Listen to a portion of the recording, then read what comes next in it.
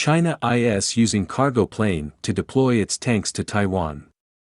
The People's Liberation Army will soon be able to airlift full-scale Chinese main battle tanks on board an upgraded Y-20 cargo plane, now being outfitted with a first-of-its-kind domestically built engine.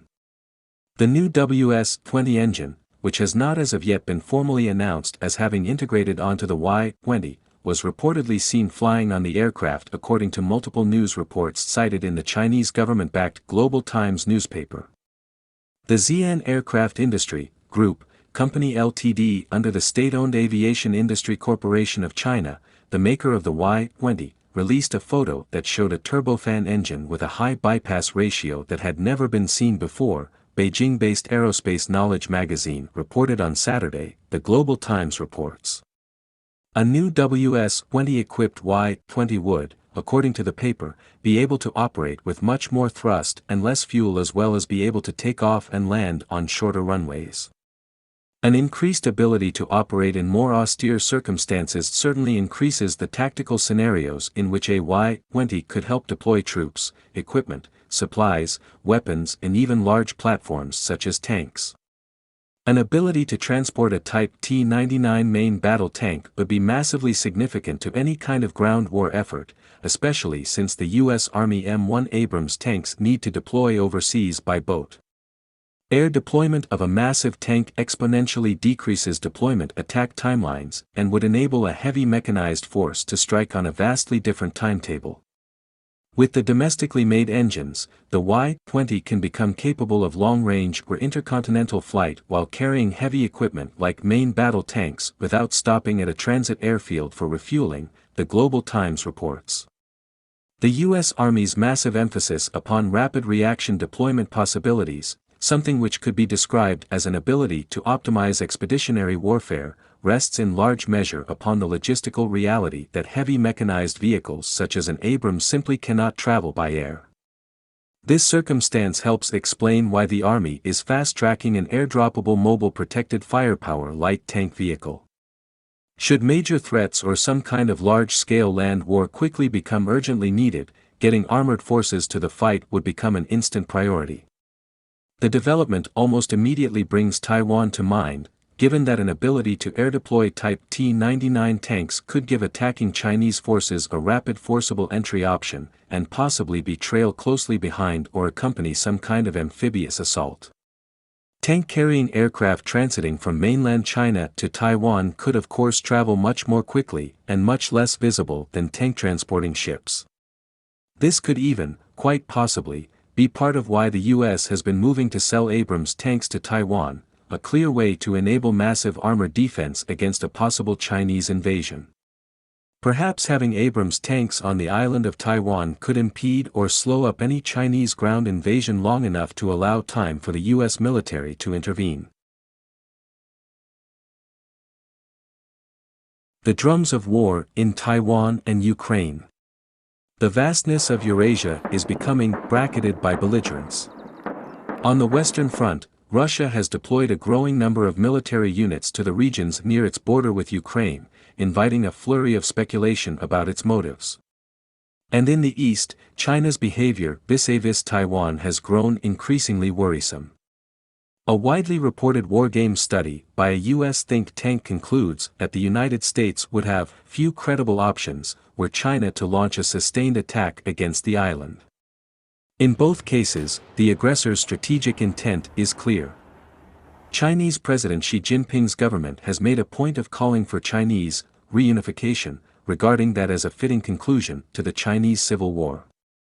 After World War II, the Communist Party of China took over the Chinese mainland but failed to eliminate Chiang Kai-shek's nationalists. They retreated to Taiwan and some smaller islands, which has remained outside CPC rule ever since. Sometimes, China's official declarations about reunification have stipulated that it should be achieved peacefully, but on other occasions, China's leaders have dropped the adverb.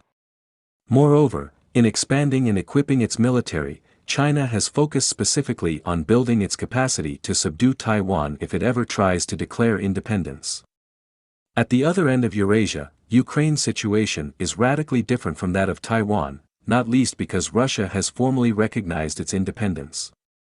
Russian President Vladimir Putin's occupation and annexation of Crimea in 2014 was declared illegal and condemned by an overwhelming majority in the United Nations General Assembly, where a mere 11 countries voted against the resolution.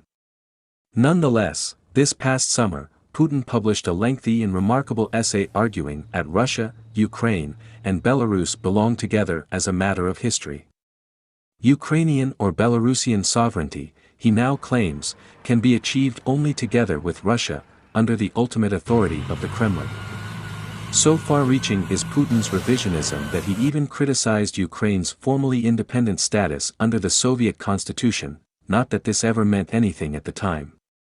Putin's strategic intent is clear: he regards Ukraine's independence as increasingly intolerable. Like China with its designs on Taiwan, Russia has been preparing and equipping its military for the specific purpose of invading and conquering Ukraine before any outside force can disrupt the occupation. In addition to seizing Crimea, the Kremlin has already sent regular military forces into Ukraine, as it did in August 2014 and again in February 2015 in the eastern Donbass region. Putin seems both ready and willing to launch another similar incursion, if not a much larger scale operation. To be sure, it would be a massive mistake for China to invade Taiwan, and for Russia to invade Ukraine. Both countries' economic development would be set back decisively by the large-scale sanctions that would inevitably follow. The risk of a wider military conflict would be high, and countries like Japan and India would almost certainly embark on a vast military buildup of their own to counter China. The drums of war can be heard quite clearly. The task for diplomacy is to ensure that they do not become more than background noise.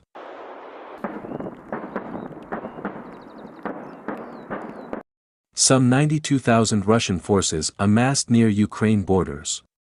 Russia has amassed over 92,000 forces near Ukraine's borders, preparing for an offensive that could launch late January-early February 2022. That's according to the head of the main intelligence directorate at the Ministry of Defense, GUR, Brigadier General Kirilo Budanov, who spoke with Military Times, Ukrinform reports. According to Budanov, the attack is likely to involve airstrikes, artillery and armor attacks before Russia moves in with airborne and amphibious assaults, including in Odessa and Mariupol, as well as a smaller-scale incursion via Belarus which neighbors Ukraine in the north. The head of the military intelligence agency says Russia's large-scale Zapad 2021 military exercises have proved that Moscow can simultaneously deploy more than 3,500 airborne and special operations troops. According to Budanov, the attack being plotted by Moscow would be much more devastating than any other operation on the part of Russia since the onset of armed aggression against Ukraine in 2014. The GUR chief also noted that frigid weather in January-February would not be an obstacle to the offensive.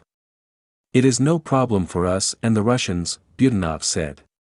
He said Russia was increasing its potential for attack by increasing the number of troops and weapons systems in the occupied Crimea and deploying Iskander short-range ballistic missile systems and other arms near the border with Ukraine.